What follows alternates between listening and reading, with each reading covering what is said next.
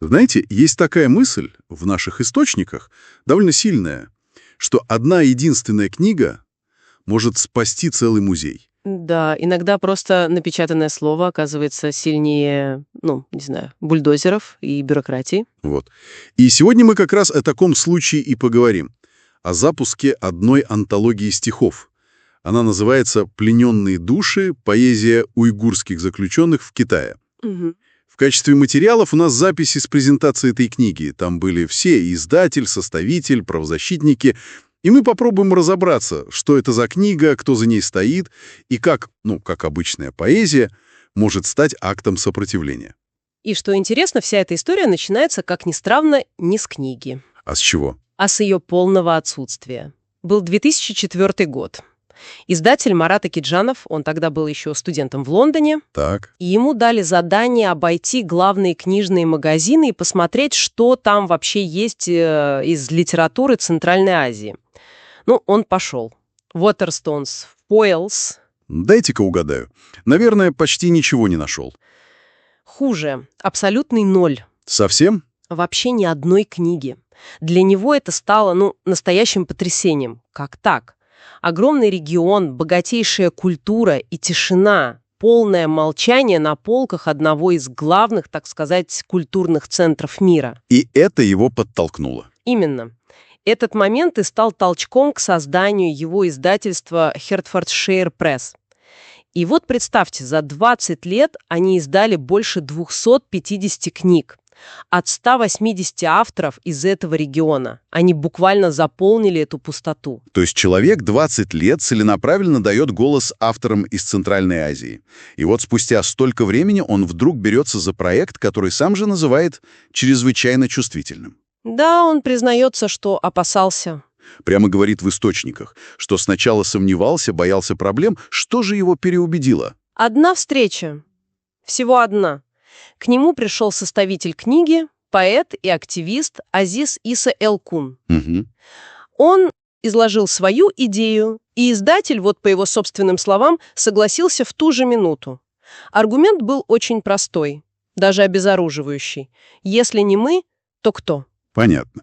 То есть он понял, что его издательство с такой миссией — это может быть единственное место, где это в принципе возможно. Да. И риски просто отошли на второй план. Хорошо, давайте тогда о составителе. Его мотивация, я так понимаю, это вообще сердце всего проекта. Абсолютно. Азиз Элкун начал эту работу еще в 2017 году. Это когда все началось. Да, это был как раз тот момент, когда он стал узнавать, что его друзья, его знакомые, выдающиеся поэты, писатели у него на родине, в Синьцзяне, они просто... Исчезают. Их отправляли в тюрьмы, в так называемые лагеря перевоспитания. И вот он поставил себе цель — собрать их голоса. 5 лет. 5 лет он по крупицам из каких-то старых журналов, из забытых онлайн-публикаций, из чудом сохранившихся книг вытаскивал их стихи. И все это в условиях... В условиях полной информационной блокады, когда любая связь с домом была оборвана.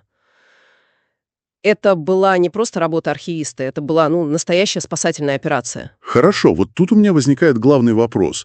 Поэтов арестовывают, мое первое предположение. Значит, в их стихах было что-то подстрекательское.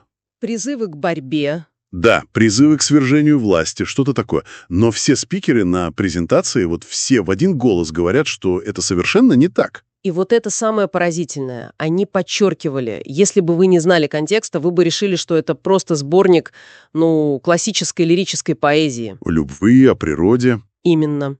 Как отметила профессор Рэйчел Харрис, это жена составителя, большая часть стихов в сборнике о любви, о природе, о личных страданиях, о разлуке. Это абсолютно традиционные темы для уйгурской поэзии на протяжении сотен лет. Никаких политических манифестов там нет. Чтобы это не было так абстрактно, давайте возьмем конкретный пример. В книге есть стихи поэтессы Гульнисы Имин. Что мы о ней знаем? Гульниса Имин, она учительница литературы, мать 2 детей. Ее приговорили к 17,5 годам тюрьмы. 17,5 лет? Да. И одно из ее стихотворений называется «Безымянное». Было тайно контрабандой вывезено из тюрьмы. Оно вошло в эту антологию. Можем мы услышать хотя бы отрывок? Конечно. В нем она обращается к своим детям. Вот несколько строк в переводе. «Не лейте слез в печали, вспоминая меня. Не бледнейте лицом из-за меня. Я доверяю вам 2 звезды. Осыпьте их своей любовью». Это просто нежное, полное боли прощание матери. Да, 17,5 лет. За стихотворение, в котором мать просит детей не плакать о ней.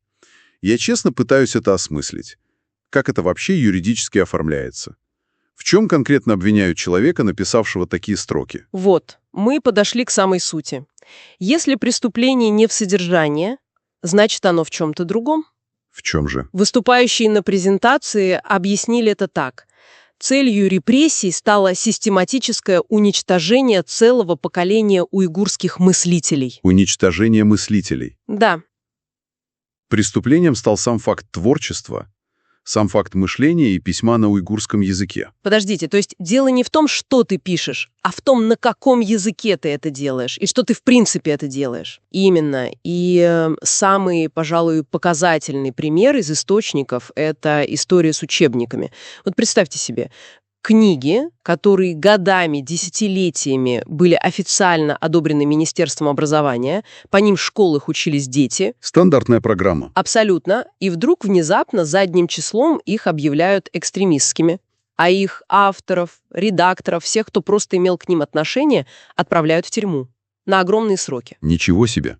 Вот это и есть то, что спикеры назвали арестом уйгурской мысли, когда стирается не только будущее культуры, но ее и прошлое. И за этой, такой холодной формулировкой арест мысли стоят ведь абсолютно реальные человеческие трагедии. Да, и составитель книги Азиз Элкун, он живой тому пример. Он ведь не просто собирал чужие стихи, он делал это, находясь в эпицентре своей личной катастрофы. Ага. В источниках он рассказывает, что в 2019 году узнал, что кладбище, где был похоронен его отец, его просто сравняли с землей, Уничтожили. уничтожили. А со своей пожилой матерью он с 2017 года смог поговорить всего несколько раз. И каждый раз это звонок с телефона китайского полицейского. Который стоит рядом и слушает каждое слово. Ужас. Вот попробуйте представить, каково это работать над сборником стихов и страданий, когда ты сам проходишь через такое. Да. Представить, как ты пытаешься сохранить чужие воспоминания, в то время как твои собственные вот так целенаправленно стирают с лица земли. Это очень тяжело. И есть еще одна деталь в этой книге, от которой, как говорят выступающие, просто кровь стынет в жилах. В конце биографии многих поэтов стоит одна и та же фраза. Какая? Его или ее нынешнее местонахождение и обстоятельства остаются неизвестными. Неизвестно? Да. И одна из спикеров, доктор Дженнифер Лангер, рассказала, что эта фраза вызвала у нее дрожь. Ее родители — единственные, кто выжил в их семье во время Холокоста. Ох, И когда она много лет спустя искала информацию о своих погибших родственниках в архивах Красного Креста, каждый отчет заканчивался почти такой же фразой: «Никаких следов не найдено». какая параллель. Эта параллель показывает масштаб стирания. Не просто культуры, а самих людей. Да, это очень сильное сравнение. Оно действительно меняет масштаб восприятия. И после такой истории, честно говоря, возникает такое чувство бессилия. Конечно. Кажется, что это просто крик в пустоту.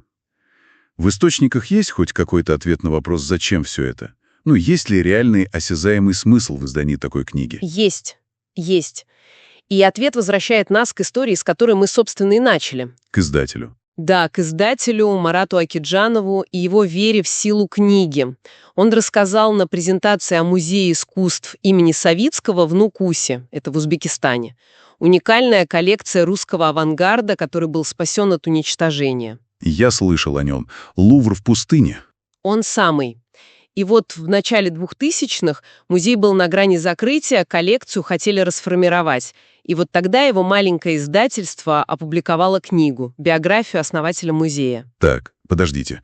То есть мы говорим не о какой-то абстрактной надежде, а о конкретном работающем прецеденте? Именно так. Одна маленькая книга запустила цепную реакцию, которая спасла национальное достояние. Да, и это меняет всю перспективу.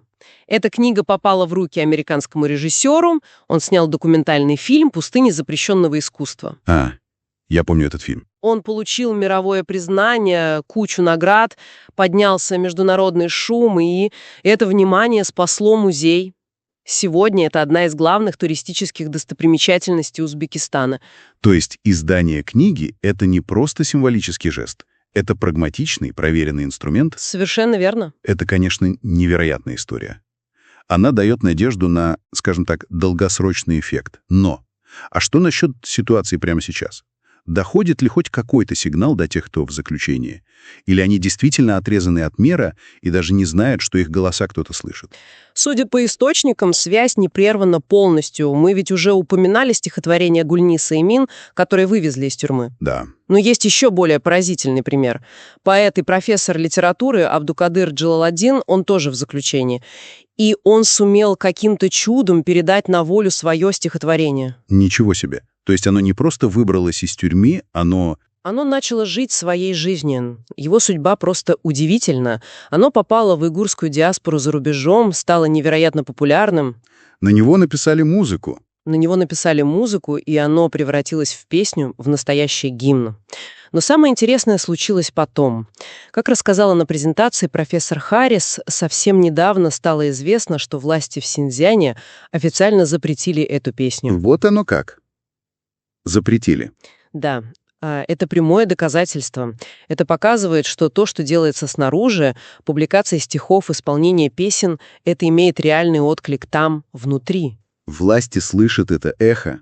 Они слышат и пытаются его заглушить. А это, в свою очередь, самый сильный сигнал для заключенных. Сигнал, что их голоса не потеряны, что тишина не абсолютна, стена оказалась проницаемой. Получается, мы видим целый круг. История начинается с пустых книжных полок в Лондоне, превращается в миссию по спасению голосов, которые пытаются стереть. Угу. Мы видим поэзию, которую наказывают не за то, что в ней написано, а за то, что она в принципе существует на родном языке. Да. И в конце мы видим эту невероятную силу слова, которая умудряется просачиваться сквозь тюремные стены, пересекать границы и возвращаться обратно в виде запрещенной песни. В конечном счете, эта книга — это ведь не просто сборник стихов. Один из участников проекта, он помогал с переводами, назвал этот процесс формой извлечения и спасения. Это попытка создать архив голосов до того, как их окончательно заглушат. Архив. Да. Это свидетельство того, что человеческий дух творчества, они продолжают жить даже в самых невыносимых условиях. Книга становится актом сопротивления забвению. И в завершение одна мысль. Она осталась со мной после изучения этих материалов. В них упоминается, что поэтесса Гульниса Эмин, та самая, которую приговорили к 17,5 годам, Да. начиная с декабря 2015 года, она взяла за правило писать по одному стихотворению каждый вечер. Это было еще до начала самых массовых репрессий. Она писала просто для себя, как дневник души. И вот вопрос для размышления. Что чувствует человек, который ведет эту ежедневную летопись своих мыслей, своих чувств, не зная, что сам этот акт творчества, вот эти интимные лирические строки, позже будут использованы против него как доказательство вины и приведут к почти 2 десятилетиям заключения?